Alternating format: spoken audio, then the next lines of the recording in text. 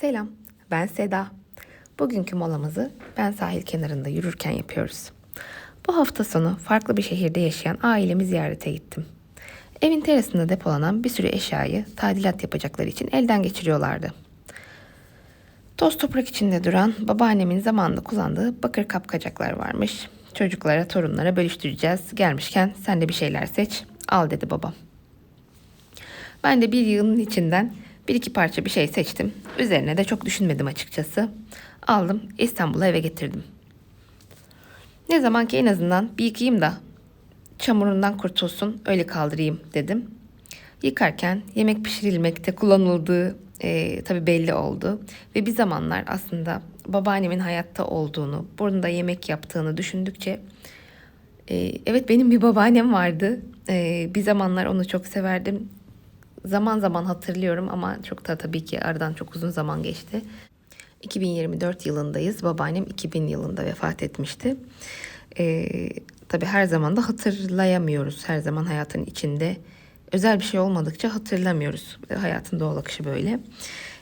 Ama tabii ki bir anda çok duygulandım. Birazcık da bahsedeyim kısaca asıl konuma geçmeden önce. Biz babaannemlerle birlikte yaşardık. Bir aile apartmanında alt kat üst kat birlikte. Ve açıkçası sadece uyumaya herkes kendi katına çekilirdi. Bütün hayatı birlikte yaşıyorduk. O zamanlar birçoğu ailede de böyleydi. Babaannemi çok az yatak dışında bir yerde hatırlıyorum. Yatalak bir hastaydı. Çok nadir zamanlarda böyle koltukta ya da sandalyede oturduğu zamanı hatırlıyorum. Genel olarak yataktaydı. Ben küçükken işte onun yatağının başucunda bana hikayeler anlattığı, masallar anlattığı çok farklı masalları vardı. Çok eğlenceli. İşte okuldan geldiğimde ödevleri birlikte yaptığım gerçekten güzel anılarım vardı. Çok farklı bir bağımız vardı. Sonra kullandığı ilaçlar sebebiyle böbreklerinde zamanla hasar oluştu ve en sonunda da bu sebeple vefat etti. Babaannemin bakırlarını yıkarken ben aslında babaanneme gerçekten hiç veda edemediğimi, gerçekten üzülüp böyle bir yasını tutamadığımı, o öldüğünde çok küçük olsam dahi böyle bir şeye fırsatım olmadığını hatırladım ve bunun biraz aslında sebepleri üzerinde de konuşacağım. Şimdi daha önceki videomda da bahsetmiştim. Anne olduktan sonra gerçekten geriye dönüp çocukluğumu bir sorgular hale geldiğim için o gün nasıldı şartlar, bugün biz nasıl çocuklar bitiyoruz, aradaki nasıl bir fark, biraz bunu konuşacağım. Biraz da hani ölümle ilgili olan ayrılık değil de genel olarak hani ayrılıklar ve bu ayrılıklar sonrasında yas tutma ve biraz karamsar bir konu gibi gözüküyor. Ama aslında karamsar da değil. Ben babaannemle belki o yasımı güzel tutabilseydim örneğin, onu daha çok sevgiyle, daha böyle bir kendi içimde kapanmış, mühürlenmiş olmadan güzel yanlarını daha çok hatırlayarak belki onu paylaşabilirdim diye düşündüğüm için bugünün konusu biraz yas tutmak, ayrılıklar ve bizim bunlara karşı aslında tutumumuz olacak. Peki ben bu yası neden tutamadım? Cenazeyi hatırlıyorum. Babaannemi çok seviyorum. Babaannem vefat etmiş. Evde zaten böyle 1000 tane akraba doluşmuş durumda. Herkes ağlıyor ve bazı insanlar bizim evimizin kapısını açmamasına rağmen öyle ağlıyorlar ki şey gibi bir durum oluyor ya cenazelerde. Kim ne kadar çok ağlarsa o daha çok seviyordur gibi böyle bir sevgi metre olarak ağlama derecesi. Herkes de şey diyor ya, şuna bak ne kadar ağlıyor, ne kadar seviyormuş aslında diye. Neyse böyle bir ortam var. Ben de babaannemin bir iki eşyasını almışım, bir tane tülbentini, böyle kokusunu içime çekiyorum, köşede ağlıyorum. Şimdi kim olduğunu da çok iyi hatırladığım birisi geldi bana dedi ki Seda bak sen böyle ağlama. Annen, baban, işte halanlar zaten çok üzgünler, çok kötüler. Onlar seni de daha çok görüp daha kötü olmasınlar. Sen onlar için, ben çocuğum, yetişkinlerden bahsediyor. Sen onlar için kendini güçlü tut. Aman ha ağlama, sen çok iyi olursan onlar da biraz sana bakıp kendilerini toparlayabilirler. O zaman böyle kas katı kesilmiştim. Benim dedim evet, ben üzülmeyeceğim. Ben kendimi tutmalıyım. Annemi babamı üzmemeliyim. Onlar aman Seda ne kadar üzülüyor diye üzülmemeliler. Böyle saçma bir şey olabilirim. Ya sebebi neydi? Bıraksanıza küçücük çocuk köşede bir yerde ağlasa ne olabilir? Yani annemin babamın zaten o sırada beni görebilme ihtimalleri yok. Çünkü yine bir Türk kültürü. Cenaze evinde gelenlere aslında misafirlere bir şeyler ikram etmekle meşguller o sırada. Yani ben o sırada bir şekilde evdeysem, ortalıklarda kaybolmadıysam, birisi beni alıp götürüp kaçırmadıysa, bir şekilde evdeysem aslında ruh halimin onlar için çok da bir önemi yok açıkçası. Öyle bir durumda ama ben öyle bir kas katı kesildim. Üzerime öyle bir misyon, öyle bir şey yüklendi ki yani ben tabii ki güçlü olmalıyım. Yani başka bir seçenek yok. Bu sebeple ben oradaki yas duygumu aslında bir mühürledim. Kapısını kapattım ve babaannemin öldüğüne gerçek anlamda hiç üzülemedim. Şimdi bakıyorum kendi oğlum 1,5 yaşında bazen yapmaması gereken bir şey yapıyor. Diyelim ki onun için tehlikeli olan bir şey. Örnek vereyim, farazi bir örnek. İşte prize elini sokmak istiyor diyelim ki. Sokmasına izin vermiyoruz. Dolayısıyla çok ağlıyor.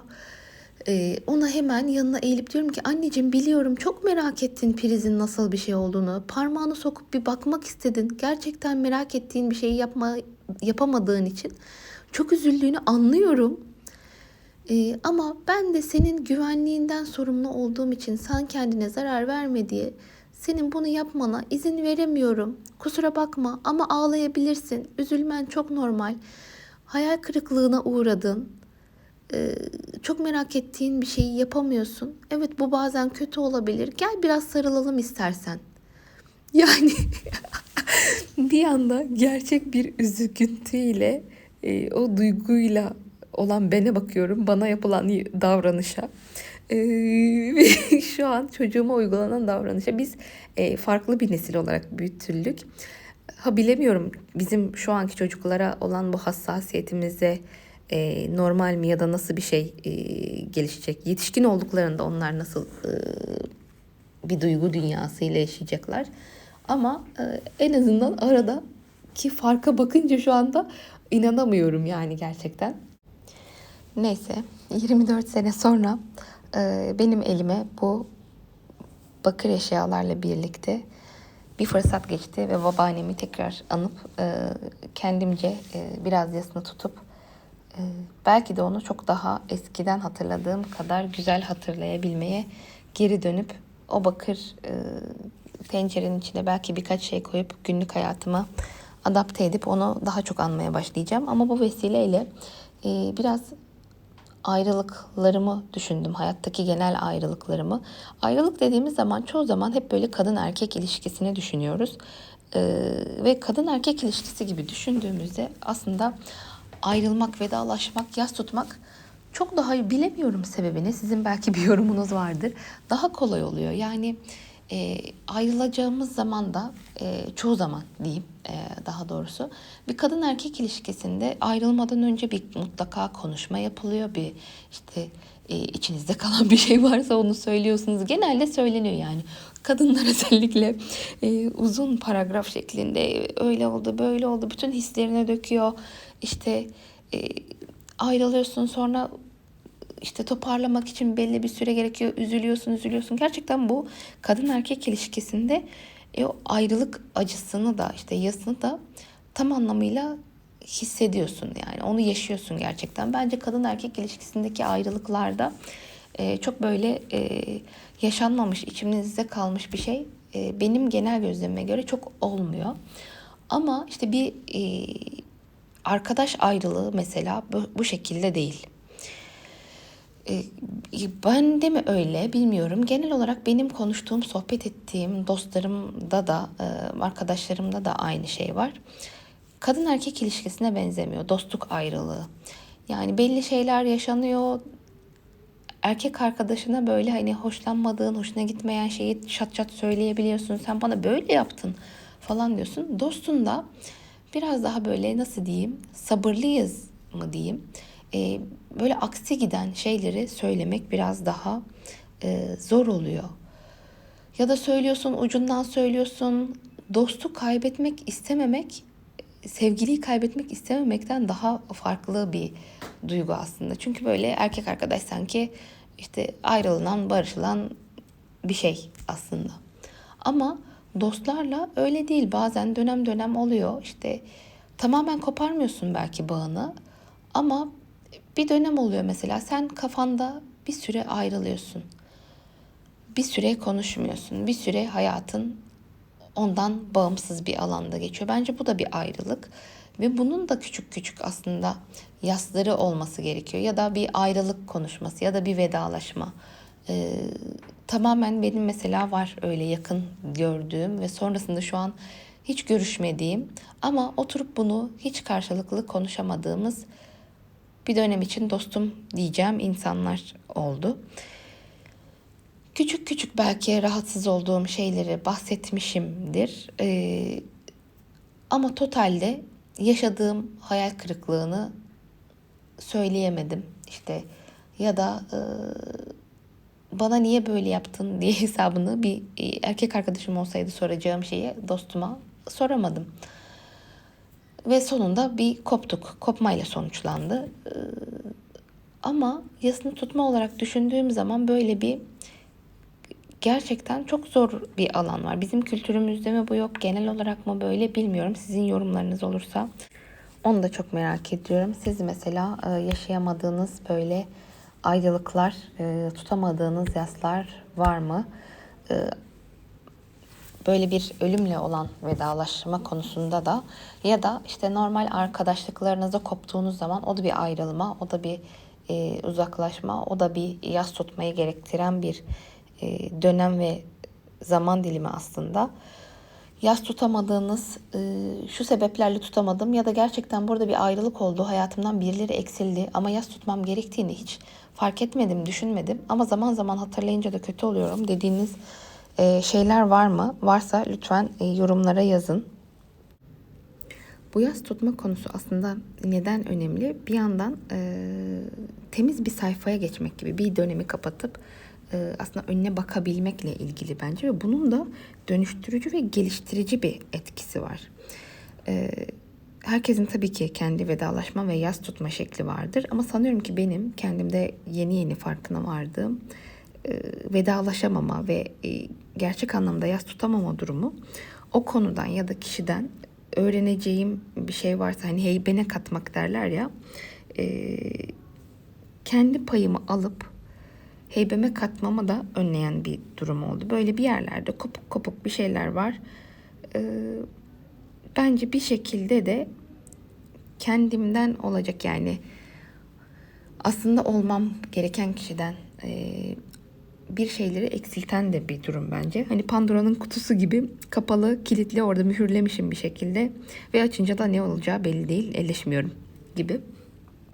Bu mola sohbetindeki derinlik ve ince düşünceler ve sorgulamalarla birlikte kendime bu hafta biraz böyle bir ödev vereceğim.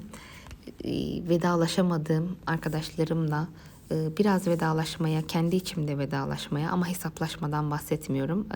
Artık bazı şeylerde hesaplaşmadan da olur. Sadece defteri kapatma, kendimce vedalaşma ve bir şekilde kendi içimde yasını tutmaya çalışmakla bu ilişki bana ne öğretti? Bu ilişkinin benim hayatımdaki hizmeti neydi? Ben buradan neler kazandım? Nasıl zamanlar geçirdim birlikte? Neler öğrendim? Bunları biraz düşüneceğim. Biraz bunları düşünmeye ayırdığım bir zaman dilimi yaratacağım kendime. Bu bölümdeki konu hoşunuza gittiyse ve siz de kendimce biraz sorgulama yapacağım diyorsanız bu haftaki kendime verdiğim ödevi siz de uygulayabilirsiniz. Siz de hayatınızda yas tutmadığınız ilişkileriniz oldu mu? Bir anda hayatınızdan eksilen bu ölüm olabilir, aile ayrılıkları olabilir ya da arkadaşlık olabilir. Farklı ayrılıklarda ben bunda kendime yas tutmak için bir alan tanımadım. Üzüntümü yaşamak için bir alan tanımadım. Ya da böyle bir fırsatım olmadı dediğiniz ilişkiler varsa, ayrılıklar varsa ve yapamadığınız vedalaşmalar varsa kendinize zaman ayırarak bunları biraz düşünmeyi, biraz iç dünyanızda vedalaşmayı, küçük de olsa yasınızı tutmayı ve bu ilişkilerden siz neler öğrendiniz düşünerek, hissederek aslında kendinize yeni bir sayfa açmayı deneyin, çok isterim. Bugünkü mola sohbetimiz biraz derin bir konu oldu. Açıkçası böyle olmasını da planlamıyordum. Farklı ikinci bölüm konuları vardı kafamda. Ama bu kanalda istediğim doğallık, istediğim spontanlıktan bir tanesi de bu.